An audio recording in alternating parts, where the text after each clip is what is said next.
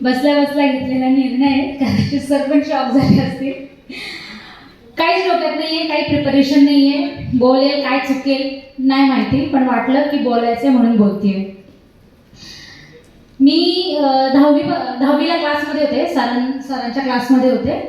कदाचित आज मला वाटत असेल ना की मला ह्या संस्थेची सदस्य बनायचे, मला लोकांसाठी काम करायचंय, तर ती जी बीज पेरणी केली होती ना, तर ती सरांमुळेच झाली. सो त्यांच्यासाठी एकदा टायर होऊ द्या.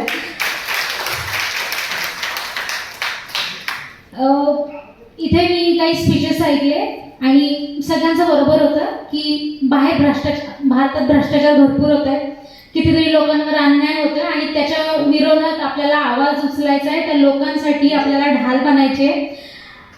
पण माझा असा प्रश्न, आणि हे पण मला मान्य आहे की ती सुरुवात ती आपल्यापासून झाली पाहिजे. आपण भ्रष्टाचार बाहेर तेव्हाच थांबवू शकतो जेव्हा आपल्यातला भ्रष्ट व्यक्ती आपण नष्ट करू शकतो. तुम्हाला माहिती मला कमी काय दिसते ह्या कार्यक्रमामध्ये? मला कमी दिसते युथची. इथे सगळे बसलेत ना, हे एजेड म्हणजे झालेत, वय झाले, आता काम धंदा करतात, पोरं बाळ सांभाळतायत, बायको आहे, नवरा आहे, त्यांची किटपिट आहे मागे, प्लस कामं पण आहेत, सगळं सांभाळायचंय. ते करून त्यांना हे सांभाळायचं. मला इथे ना युथची कमी वाटते. तुम्ही रिसेंटचा हे बघितलं असेल की आपल्या भारताचे जे शिक्षण मंत्री